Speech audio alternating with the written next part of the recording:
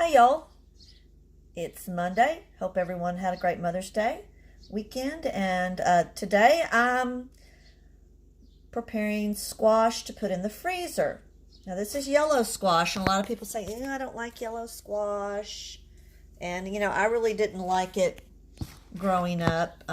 We didn't eat a whole lot of it, but the way I fix it here, I really like it. And I prepare it so that I can put it in the freezer and have it all year.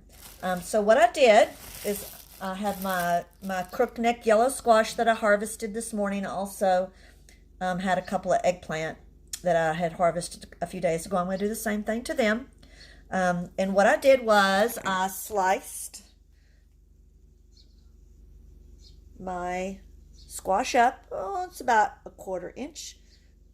Just however thick you like it or thin you like it.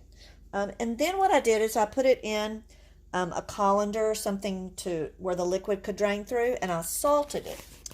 And so after it's sliced, I salt it, I toss it all together, and I let it set about 30 minutes, and it takes a lot of the juices out, a lot of the water, and some of the bitterness too.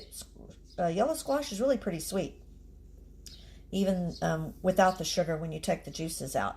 So what I'm going to do is I'm going to bread it so that I can freeze it.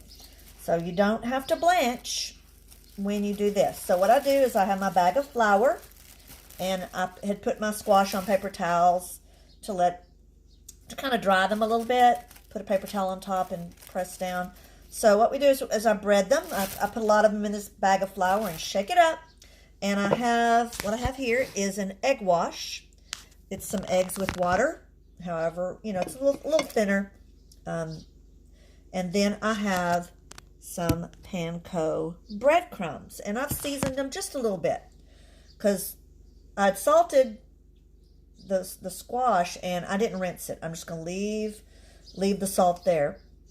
And you don't have to use panko breadcrumbs. I buy big bags of these at the Asian market. It's a lot cheaper than at your grocery store in the Asian section. So, and you can keep them in the freezer if you don't use them a whole lot. I keep them in a Tupperware container in my cabinet so that they stay fresh. And I use these for lots of different things.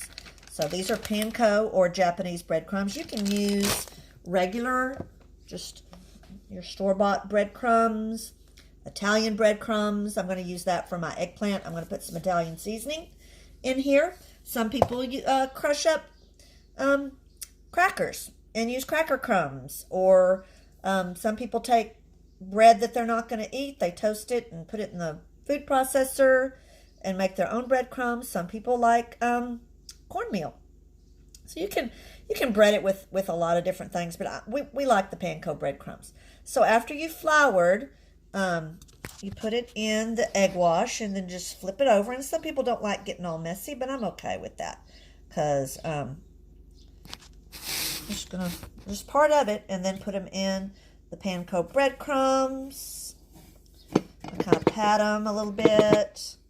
And there you have your nicely breaded squash, or whatever it is that you're going to do. You can, with the eggplant or zucchini.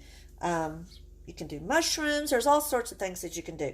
So what I do is I take a cookie sheet with some wax paper, and I will fill this up with my breaded squash, and then I will stick it in the freezer and freeze them in a single layer so that they're not stuck together. And then the next day, I'll get my plastic freezer bags and I'll put them in there and keep them in the freezer, and that way I can just pull out what I need.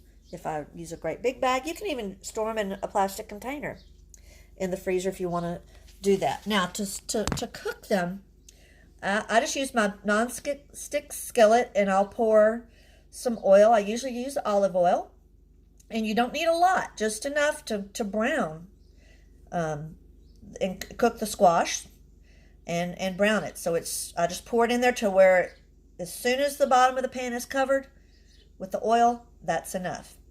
And I'll fry it until they're golden brown on both sides and drain them. Now, I know some people like to use ranch to dip their fried squash into, but what we do is we take mayonnaise and we like to add sriracha to the mayonnaise for a little spicy dipping sauce. If you've got this gochujang, it's a Korean red pepper paste. It has a little different flavor. I don't think it's quite as hot as the sriracha. You can, any kind of, if you want it spicy, lots of different, your favorite hot sauce there. So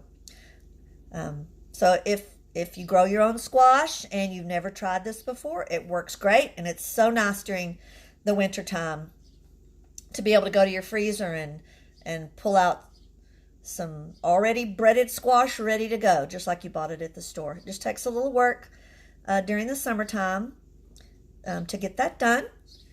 So if you grow your squash, or you've got a neighbor that wants to give you some yellow squash, try it if you've never tried it before. It's really good, and it's a good way to get your kids to eat squash, is to fry it and have that sauce to dip it in. So I hope y'all have a good rest of your Monday and a good week. Bye, y'all.